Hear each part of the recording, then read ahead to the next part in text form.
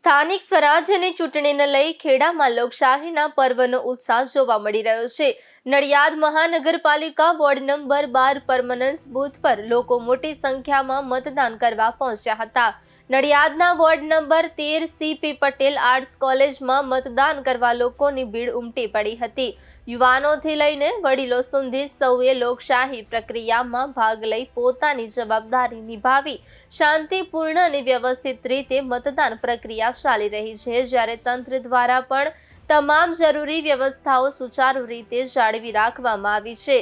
વહીવટી તંત્ર દ્વારા જરૂરી સુરક્ષા અને સુવિધાઓ સુનિશ્ચિત કરવામાં આવી હતી, જેથી મતદારોને કોઈ મુશ્કેલીનો સામનો કરવો પડ્યો ન હતો। સ્થાનિક લોકોએ લોકશાહી પ્રત્યેની જાગૃતિ દર્શાવી ઉત્સાહભેર મતદાન કરી લોકશાહીના પર્વને ઉજવ્યો હતો। આજે આખા દેશમાં, આખા ગુજરાતમાં મહાનગરપાલિકાઓ, નગરપાલિકાઓ, જિલ્લા પંચાયત, તાલુકા પંચાયતનું આજે મતદાન થઈ રહ્યું છે। ત્યારે મારી સૌ નાગરિકોને નમ્ર અરજ છે કે આપ ખૂબ જંગી મતોથી મતદાન કરો અને આપના ઉમેદવારોને ભવ્ય વિજય અપાવો એવી આપને નમ્ર અપીલ છે।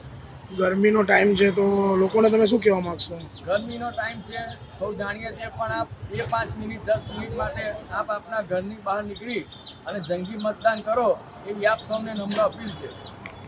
આપનું નામ શું છે? સમીર શાહ। આપણે વોટ કરી દીધો? બતાવજો તો। વોટ કરી દીધો છે। શું કહેવા માંગો છો તમે લોકોને? બસ લોકશાહીનો પર્વ છે, તમે વોટિંગ કરો અને લોકોને બી કરાવો, એક સ્થિર સરકાર લાવો। સમીરભાઈ, અત્યારે ગરમીનો માહોલ છે તો શું લાગી રહ્યું છે? તમને લાગે છે કે પબ્લિક બહાર નીકળીને વોટિંગ કરશે? 100% વોટિંગ કરશે। શું કે તમે શું પ્રયાસ કરશો લોકોને લાવવા માટે? અમે આયોજન કરેલું છે લોકોને અહીં સુધી લાવવા માટે, પોલિંગ બૂથ સુધી અમે લોકોને લાવીશું, વોટિંગ કરાવીશું। અત્યાર સુધીમાં તમારા અંદાજ પ્રમાણે કેટલું વોટિંગ થયું હશે?